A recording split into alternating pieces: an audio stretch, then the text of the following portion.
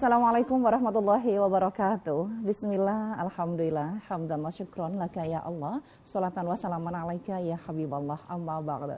Pemirsa, jumpa lagi dengan saya Julia Kamila dalam program kesayangan kita bersama. Ada program Gemah Ramadan TVRI Jawa Timur, ini merupakan edisi kedua dan kami ucapkan menjalankan selamat menunaikan ibadah puasa bagi yang menunaikannya. Mudah-mudahan amal ibadah kita diterima oleh Allah Subhanahu wa taala. Amin amin ya rabbal alamin. Pemirsa, kali ini kita punya tema luar biasa, yakni puasa dan pengendalian diri, dan juga kedatangan seorang tamu yang luar biasa juga, yang istimewa juga. Siapakah dia? Nanti akan segera saya sapa usai yang satu ini.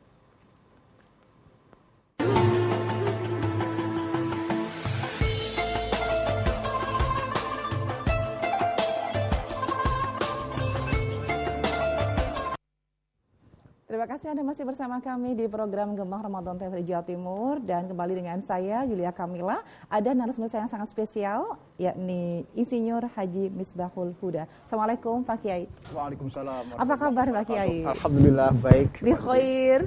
Alhamdulillah.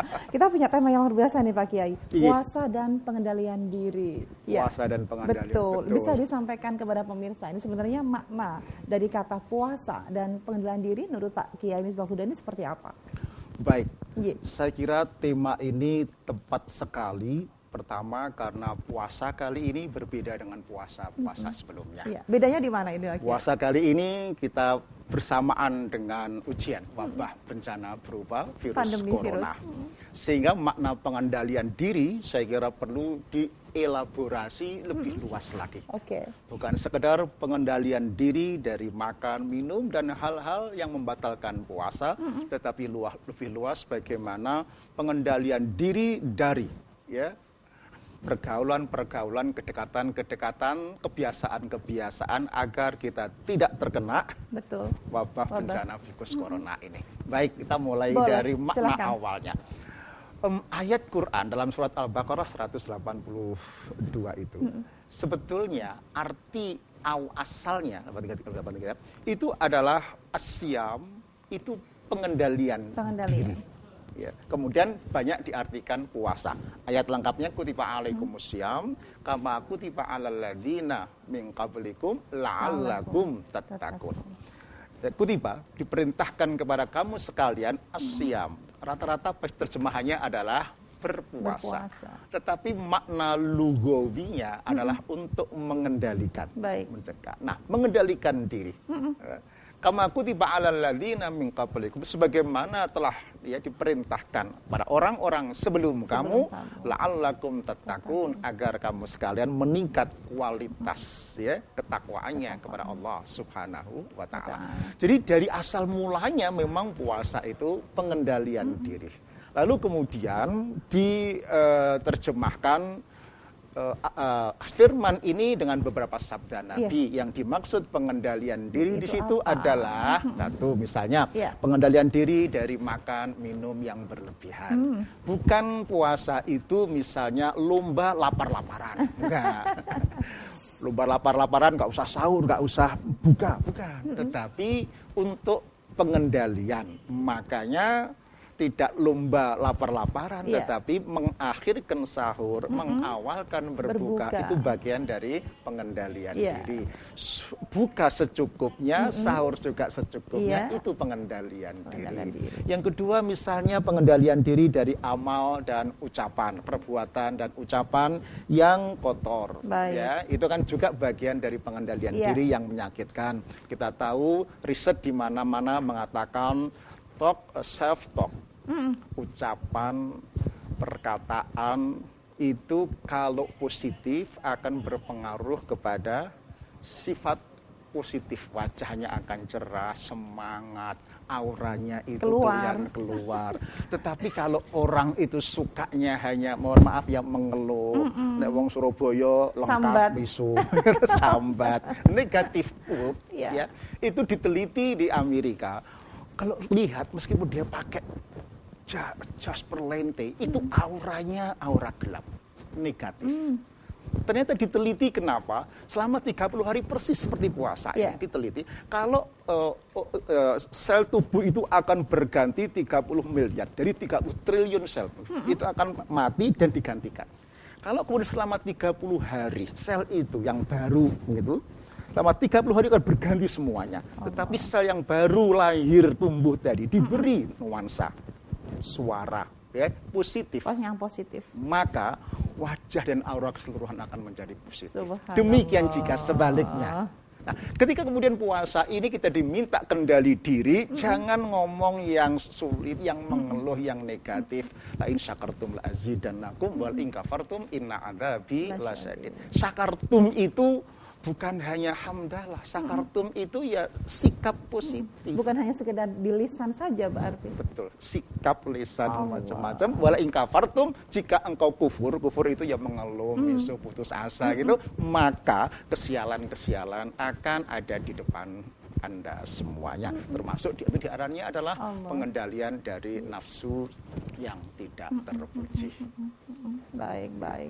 Subhanallah. Kalau bicara tentang nafsu ini memang apalagi di pandemi ini ya, Yai, ini juga harus pinter-pinter untuk mengendalikan emosi kita, diri kita. Persis, Mbak Susi.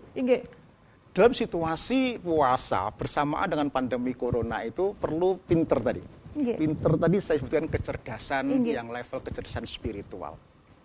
Kecerdasan spiritual itu adalah bukan sekedar pinter intelektual, tetapi kecerdasan memaknai ya setiap peristiwa termasuk puasa di tengah corona ini, agar kita tidak mudah mengeluh. Ini kan di mana-mana ketemu orang, tidak kaya, tidak miskin, tidak pinter, tidak bodoh, isinya sambat, betul ya? Isinya mengeluh, betul ya? Mana-mana begitu. Nah, itu aura negatif. Nah, yuk puasa ini pengendalian diri. Jangan kemudian sambat mengeluh diteruskan di mana-mana. Itu aura negatif. Ya.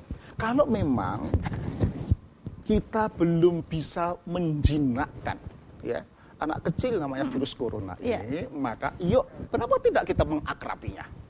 Makna mengakrabinya adalah mengenalnya, karakternya, lalu kita menghindarinya untuk tidak terkena virusnya. Itu makna mengakrabi. Tidak kemudian hanya mengeluh dan mengeluh. Kenapa? Kalau orang mengeluh itu menunjukkan, mohon maaf, level kepinteran tadi. Kecerdasannya ini harus. Small man talking about the problem. Great man talking about the solution. Genius man find opportunity behind the problem. Orang kerdil selalu bicara masalah. Mengeluh, sambat. Great man, orang besar, pintar, bicara masalah solusi. Mereka tidak hanya memaki kegelapan, tetapi mereka mampu menyalakan lilin untuk pencerahan. Tetapi yang paling cerdas yang ketiga adalah genius man. Orang-orang yang cerdas spiritual, find opportunity, mendapatkan kesempatan, mencari celah peluang, bagaimana tetap bisa memberi, berbagi, kemudian bisa memberikan pencerahan di tengah-tengah situasi yang serba sulit seperti sekarang ini. Nah, ini kata orang asing. Tapi Rasulullah sebetulnya 15 abad yang lalu sudah mengkriteriakan pinter, cerdas, kata Mbak Susi tadi, yaitu adzaki man dana nafsahu wa amila lima ba'dal maut. Orang yang pinter sak temani pinter, kata Nabi, itu adalah orang yang dana nafsahu, mampu mengendalikan dirinya, ya, dan amal perbuatannya untuk diorientasikan hidup setelah mati. Allah. Jadi bukan untuk kekinian, untuk saat ini saja, bukan dinastinya, bukan untuk pokoknya aku selamat, tetapi untuk hidup setelah mati. Contoh yang paling gampang, kita tahu Steve Jobs, CEO Apple. Quote-nya hampir sama dengan Nabi. Pastilah Steve Jobs yang niru Nabi, bukan Nabi yang niru Steve Jobs. Kebalik. Dia bilang, remembering that I'll be dead soon. Mengingat bahwa saya akan mati segera, is the most important tool, adalah alat yang paling penting bagi dia to encounter me, to help me to the big choice in my life. Artinya alat yang paling penting bagi dia untuk membantu memilah ya, mana prinsip, mana pernik.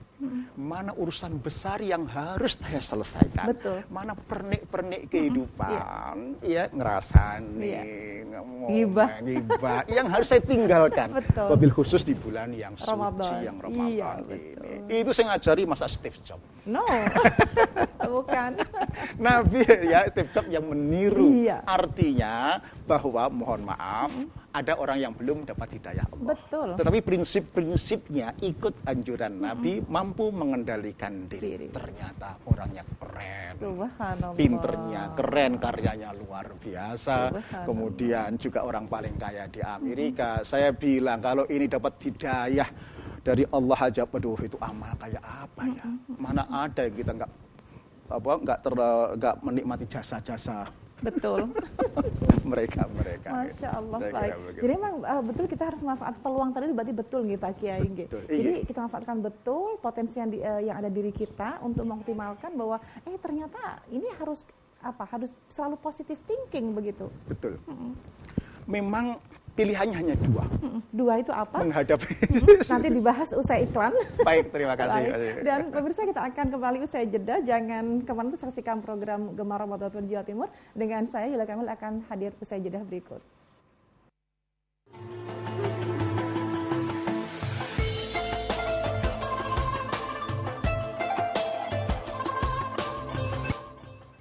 Terima kasih pemirsa, kembali Anda bersama kami di program Gemah Ramadan TVRI Jawa Timur, dan kembali Anda kami tunggu untuk segera bergabung 0315678216 0315678216 dengan tema puasa dan pengendalian diri. Kembali berbincang dengan narasumber saya ada Bapak Insinyur Haji Misbahul Huda. Baik Pak Kiai, tadi sempat tertunda ya jawaban. Ya. Sebagai orang yang cerdas, kita punya potensi luar biasa untuk mengendalikan diri kita selama bulan suci Ramadan. Nanti caranya bagaimana itu? Iya, jadi saya sampaikan pilihannya hanya ada dua. Betul. Okay. Melawan atau menikmati. Melawan atau menikmati. Baik. Melawan tentu itu nantang perkara, orang bilang begitu ya. Karena situasinya sudah seperti sekarang ini. Yeah. Kalau musuhnya singa sih bisa dilawan. Ini musuhnya betul-betul sebuah virus yang satuannya nano ya. Perlu mikroskop tertentu untuk bisa melihatnya. Betul. Untuk bisa memastikan seseorang ya terjangkit, terpapar atau tidak, itu butuh satuan hari, bukan kemudian tiba-tiba mau melawan gimana caranya. Maka pilihan yang kedua saya kira menikmati, maknanya adalah memahami, memaknai akan hadirnya musibah ini. Nah, seperti sering saya sampaikan, atau malah Ustadz juga menyampaikan, dhaharal fasadu fil barri wal bahri bima kasabat aydin nas liyudhiqahum ba'dallati amilu la'allahum yarji'un. Arum ayat 41. Baik. Betul. Ada penelpon dulu, simpan dulu arumnya. Baik, Assalamualaikum. Waalaikumsalam. Dengan siapa di mana? Ahmad Syaifuddin di Dusun Jati Kampir, Kecamatan Bagor, Kabupaten Nganjuk. Alhamdulillah Pak Syaifuddin ini sepertinya penggemar setia Gemar Ramadan ya? Iya. Alhamdulillah Bapak, sepertinya semangatnya semangat puasa. Ya tetap semangat dong puasanya. Semangat. Hebat. Baik, silakan Pak Syaifuddin. Pertanyaan pertama. Bisakah puasa Ramadan mengendalikan diri dari hawa nafsu syaitan? 2. Dengan berpuasa termasuk rajin sholat tarawih di malam hari, bisakah menjauhkan diri dari kasus kriminalitas dan kejahatan? Yang ketiga, dengan membaca Al-Quran di bulan puasa, bisakah terhindar dari godaan syaitan yang terkutuk? Buat yang baca, makasih. Baik, terima kasih Pak Syaifuddin. Luar biasa, subhanallah. Ini kalau ada hadiah pasti dapat nomor 1, karena teleponnya selalu nomor 1. Baik, pripun Pak Kiai, monggo. Tadi ditanyakan bisakah ini di bulan suci Ramadan ini hawa nafsunya bisa dikendalikan untuk melawan setan begitu? Iya. Baik, saya kira ketika pertanyaan saya jawab dengan satu kalimat saja, Pak, semua itu bisa. Saya kira beliau Pak Saifuddin sudah tahu sebetulnya itu hanya untuk memastikan bahwa hawa nafsu, pengendalian hawa nafsu itu sungguhnya ya betul pengendalian hawa nafsu dari ajakan bujukan syaitan, kira-kira. Setannya lihat depan ya Pak Kiai, bukan lihat samping ya. Dia di sana. Baik. Bahwa kemudian ada yang agak joke begini, bukankah setannya di bulan puasa ini sudah kerangkeng atau ditali? Ya karena sudah ditali, sebetulnya setan itu ya dalam diri kita sendiri atau setan-setan yang berwajah manusia kan banyak sekali sekarang. Baik, yang berikutnya, apakah taraweh bisa menjauhkan dari perbuatan kriminalitas dan macam-macam, termasuk baca Quran dan sebagainya, bisa menjauhkan dari setan yang terkutuk. Ya, a'udzubillahi minasyaitonirrajim, saya kira jelas sekali. Salat pun sebetulnya bisa tanha 'anil fahsya wal munkar, mencegah perbuatan keji, mungkar. Di dalamnya ada kriminalitas, ada pencurian, perampokan. Bahwa kemudian ada orang yang salat kok maksiat kenceng, namanya STMG, gitu ya. Salat tetap maksiat jalan terus gitu ya. Pasti mungkin baru melaksanakan sholat, belum menegakkan sholat. Perintahnya adalah iqam sholah, iqam sholah. Menegakkan sholat bukan hanya melaksanakan sholat. Artinya tertib sholatnya, tumakninah sholatnya dan sebagainya, maka insya Allah itu akan mampu mencegah perbuatan kriminalitas. Inna sholata tanha 'anil fahsya wal munkar. Saya kira begitu. Baik, luar biasa. Pak Saifuddin sudah terjawab ya pertanyaannya. Dan kembali tadi dilanjutkan Pak Kiai. Tadi seputar bagaimana kita bisa menikmati ketika ujian Allah ini datang dalam bentuk wabah seperti ini. Baik, sebelum pada aksi tentu mindset, pemaknaan. Kita harus pandai, cerdas memaknai tentang kehadiran virus corona ini. Tadi Ar-Rum ayat 41 sudah kami bacakan. Dhahrul fasadu fil barri wal bahri bima kasabat aydinas yudhiqahum ba'dallati amilu la'allahum yarji'un. Telah tampak nyata, telah dhahir kerusakan di daratan dan di lautan oleh karena ulah tangan-tangan manusia. Liyudhiqahum ba'dallati, agar Allah merasakan kepada mereka sebagian, belum semuanya, ya, akibat ulah perbuatan mereka, la'allahum yarji'un, agar mereka segera kembali kepada Allah. Nah, ini bukan sekedar bencana, tapi sungguhnya ujian. Allah. Seorang Steve Jobs saja, seorang Bill Gates saja mengakui, banyak yang mengira musibah ini bencana, tapi sebetulnya tidak. Dia bilang bahwa ini koreksi total. Allah. Koreksi total atas kesalahan besar gaya hidup umat manusia. Artinya koreksi total gaya hidup yang sudah kebablasan, tak bisa mengendalikan diri. Itu seorang Bill Gates. Oke. Nah, kok dibilang begitu? Iya, karena itulah maka perlu cubitan koreksi totalnya berupa bencana. Seperti kata orang bahwa bencana, musibah seperti ini, hakikatnya rahmat Allah yang terbungkus ketidakenaan. Oke, bukalah bungkusnya agar kelihatan isi pesannya apa? Pertanyaannya, mengapa kok harus berupa ketidakenaan? Sebab kalau rahmat Allah hanya berupa keenakan, sering banyak yang lupa. Menikmati nikmat Allah, kelewatan kebablasan, lupa kepada siapa. Ya, ada bertanggung jawab untuk menikmati alam semesta ini. Maka butuh teguran berupa ketidakenaan tadi. Apa? Ya musibah ini. Ya. Maka sering saya gambarkan begini Pak Zim. Orang seperti naik pesawat. Oke, ketika pesawat terbang dalam keadaan enak, nyaman, bagaimana penumpangnya? Ikut nyaman. Hidup nyaman dan tidur semua. Betul? Ketika kemudian pesawat dalam guncangan besar karena badai, karena cuaca.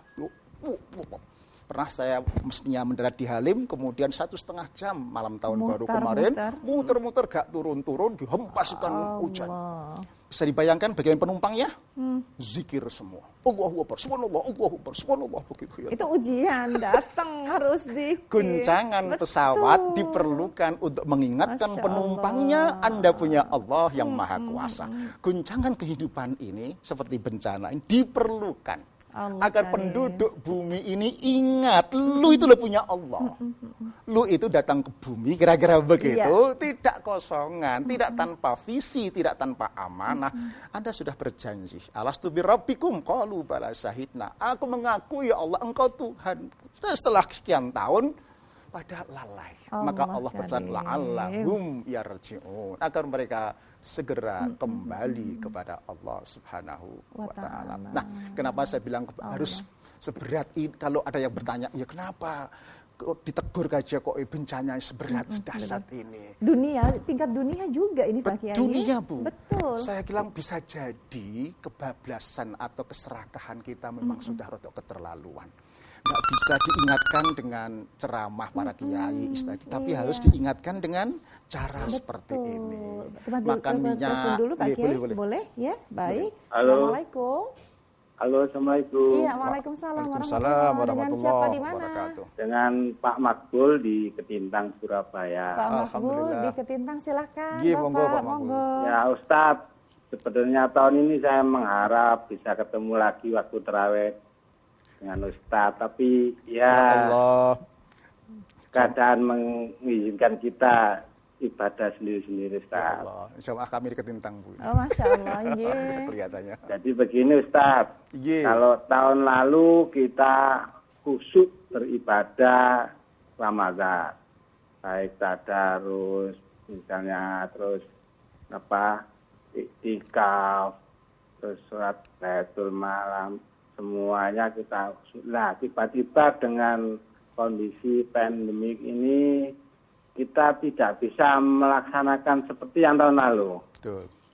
Bisa cuma di rumah, tidak seperti yang dulu secara khusyuk, secara kualitas mungkin beda jauh dengan yang tahun lalu.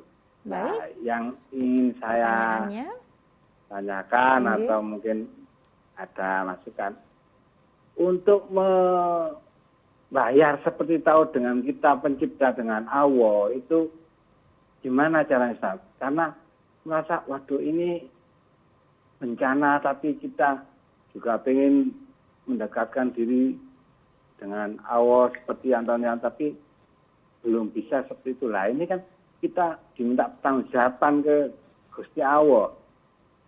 Yang tahun ini kok nggak lebih baik dari tahun yang sebelumnya seperti itu kita. Karena ada ini kira-kira memang ini sudah istilahnya makhluk kita bisa Gusti Allah ini Maha Pengampun atau gimana? Baik, terima kasih Pak Makbul. Ini bisa kami tangkap Bapak pertanyaannya dan tunggu penjelasannya ya. Iya, makasih. Baik, terima kasih. Waalaikumsalam warahmatullahi wabarakatuh. Kekhawatiran dari seorang umat ini, Pak Kiai. Pripun? Itu bagian dari sulitnya bisa menangkap, menikmati, mengakrabi situasi sekarang ini. Galau ketika harus berpuasa Qiyamul Ramadan di rumah. Rasanya gimana gitu, nggak nyaman. Saya bisa memaklumi. Ya, saya kira nggak usah panjang. Tidak hanya Pak Makbul aja, begitu. Semuanya juga merasakan. Tetapi kalau kemudian terus kita meratapi, kemudian kita harus mohon maaf malah memaki-maki, malah tidak mampu menemukan makna di balik yang tadi. Menurut hemat kami, bagian dari makna menikmati makna tadi, Pak Makbul, yakinkan dalam mindset diri panjenengan bahwa ibadah di rumah tidak kalah pahalanya dengan ibadah di masjid. Mobil khusus dalam keadaan wabah corona semacam ini. Beribadah di masjid itu sunnah bagi yang memungkinkan keadaan merdeka, kemudian tidak ada bencana, sunnah betul. Betul. Tetapi beribadah di rumah juga sunnah. Jangan dibilang ini enggak sunnah, ini sunnah. Ya, karena hadisnya juga diriwayatkan oleh Abu Dawud, ketika alih-alih bencana terjadi badai saja, ya hujan keras, itu juga disunah di rumah, apalagi bencana sekelas ini, apalagi yang sudah zona merah, maka sunnah untuk tetap ibadah di rumah. Nah, para jamaah khususnya Pak Mabul, jangan ada perasaan kok gak enak ya. Dulu Ramadan itu kita rame-rame di masjid iktikaf. Nah, perasaan gak enak ini tolong dijauhkan. Karena ibadah itu ada ilmu, ada aturan. Betul. Jangan pakai perasaan, jangan baperan. Kira-kira gitu ya. Yang ini ada ilmu, jangan pakai perasaan. Mengapa? Tidak perlu kita galau atau merasa kurang bernilai ketika di rumah. Satu, ketika kita niat ke masjid tetapi nggak bisa sudah berpahala. Betul? Ketika kemudian biasa ke masjid. Allah kan mencatat. Tetapi ini tidak bisa ke masjid karena situasi berpahala. Yang ketiga, kita tidak mencelakakan diri karena nantang perkara, dengan ini berpahala. Yang ketiga, kalaupun tiba-tiba mana tahu kita carrier, betul, tidak mencelakakan orang lain berpahala. Kita ikut fatwa ulama pada keseluruhannya, kita juga berpahala. Bayangkan ada 5 pahala yang sudah jelas-jelas kita dapatkan kalau kita ibadah di rumah. Nah, soal kemudian tidak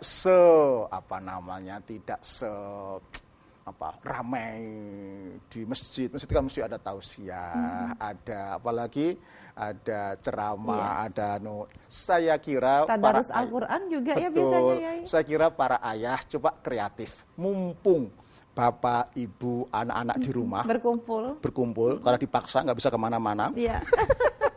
Ayo kreatif. Ini saya sudah mencobanya. Jamaah di rumah. 5 waktu. Jarang-jarang juga loh itu Pak Kiai. Betul. 5 waktu maupun tarawih. Imamnya gantian. Ya, dari pertama saya, kedua menantu, nanti anak, cucu, kemudian tausiahnya gantian. Ya, ayah tausiah, kedua ibu, ketiga anak atau menantu. Kalau nggak bisa, ya baca buku. Saya pilih buku hadis Al-Lu'lu' wal Marjan begitu. Untuk ya sudah 1-2 orang baca 5-6 hadis, baru kita bahas, kita pencerahkan siapa, kadang ibunya, kadang saya. Untuk kapan lagi? Gak pernah kita mendidik anak kita sendiri. Gak pernah. Nah, kalau kemudian di 1 bulan, siapa tahu nanti keluar mubalik baru, hasil pelatihan corona. Nah, kemudian bagaimana misalnya soal berdermanya. Coba. Allah karim. Kebetulan saya ketua RT, Bu RT, istri saya. Baik. Disimpan dulu Pak Kiai, ada telepon dulu ya. Baik. Assalamualaikum. Waalaikumsalam warahmatullahi wabarakatuh. Dengan siapa di mana ini? Bu Yuli, Pak Kiai. Itu jaraknya sudah cukup kah? Loh sudah social distancing. 1 meter kita lebih. jadi sekarang ngatur-ngatur begitu, nggih. Iya. Baik, silakan apa yang ditanyakan Ibu. Dengan siapa di mana tadi dulu? Kan disebutkan tentang sholat itu tanha anil fasya wal munkar kan begitu. Tapi Pak Yai juga menyinggung masalah ghibah ya. Sekarang ghibah itu lebih gampang lagi loh, dari WA dan lain sebagainya. Bagaimana cara mengatasinya itu saja. Terima kasih atas semuanya. Luar biasa ini. Belum sebutin nama tadi.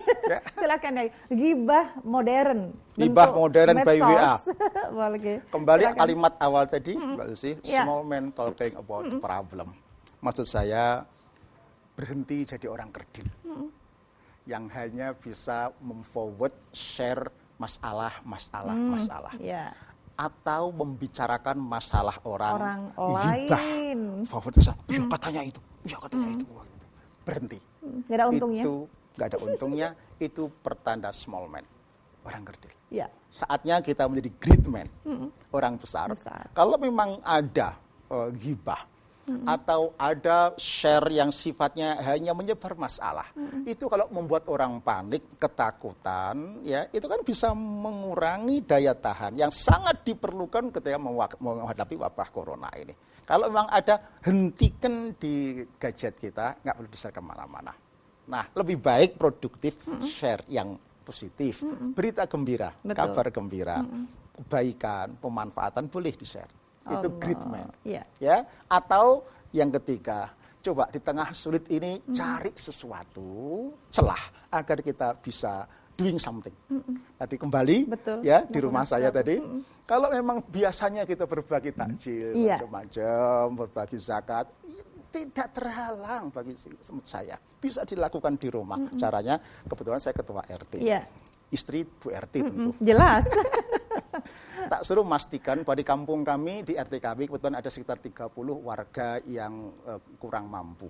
Ya, yang dari sektor real, bukan bakso, satpam. Itu saya bilang, Mas, pastikan bahwa dia tidak kelaparan. Oke? Kalau saya programkan sebulan ini kita dapat sekitar 3 atau 4 paket sembako. Ya, hitungan saya seminggu habis. Oke? Apa berapa? Berarti butuh sekitar 100 paket. Saya tolong colek orang-orang kaya sekitar sini bahwa kita akan memberikan 100 paket sembako untuk keluarga itu. Siapa yang berkenan membeli berapa? Tung dalam waktu 2 hari dengan jumlah 135 paket. Berarti 1,5 bulan ke depan keluarga terdekat kami sudah aman. Teraman. Kesimpulan kalau semua ketua RT, takmir masjid, pengurus masjid semacam itu, kan apakah berkurang amal kita? Tidak, saya sama kira sekali. poin pentingnya itu. Baik, silakan kesimpulannya, singkat saja ya kesimpulannya. Nah, kesimpulan saya kira ini saya sampaikan bahwa menikmati puasa ini di situasi corona ini, pengendalian diri sangat penting artinya. I protect you, you protect me. Itu hanya bisa kalau kita dewasa, cerdas mengendalikan diri. Bersama puasa, bersama corona. Baik, terima kasih. Waalaikumsalam warahmatullahi wabarakatuh. Terima kasih ya hadir di studio, mudah-mudahan bermanfaat ya. Terima kasih. Ya, baik. Dan pemirsa, usai sudah kebersamaan kita di program Gemah Ramadan TVRI Jawa Timur. Mudah-mudahan kita bertemu lagi dengan bulan suci Ramadan dan esok hari kita juga bersukan puasa bulan suci Ramadan. Terima kasih dan wallahul muwaffiq ila aqwamit thoriq. Wassalamualaikum warahmatullahi wabarakatuh.